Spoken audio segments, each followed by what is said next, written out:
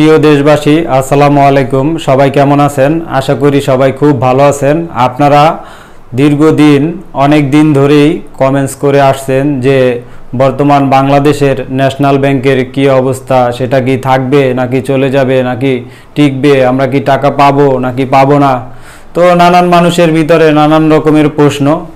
তো আমি আমার ব্যক্তিগত মত থেকেই আজকের এই ভিডিওটা করা, আপনাদের সামনে দুই একটা কথা বলবো। আপনারা সেটি ভেবে দেখবেন যে আসলে সেটি ঠিক আছে কিনা, যুক্তিসঙ্গত কিনা।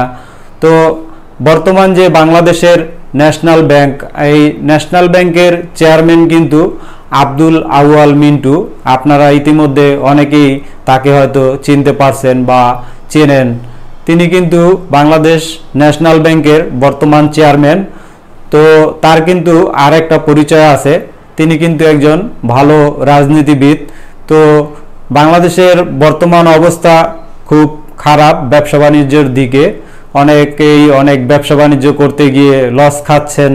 তো ভাবছেন যে টাকা পয়সা কিভাবে কি একটা ব্যাংকে, ভালো ব্যাংকে রাখা যায়। আমি মনে করি যে আপনাদের একটা ব্যাংকে টাকা রাখা, হ্যাঁ, সেখান থেকে কিছু ভালো মুনাফা আসা। তো আপনারা এমন একটা ব্যাংকে টাকা রাখবেন যেখান থেকে আপনারা ভালো একটা মুনাফা পাবেন।